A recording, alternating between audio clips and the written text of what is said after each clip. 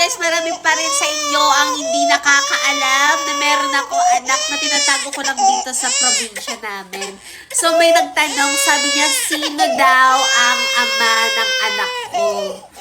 So, hindi ko pa siya nare-reveal dito since ngayon ko lang din i-reveal yung anak ko, guys. So, sasabihin ko na sa inyo kung sinong tunay na ama.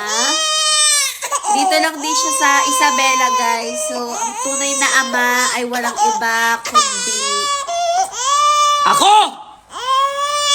Ako!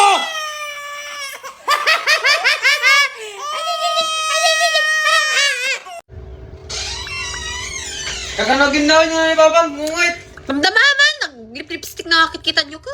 Damdaman to! Aguray kayo! Aguray kayo!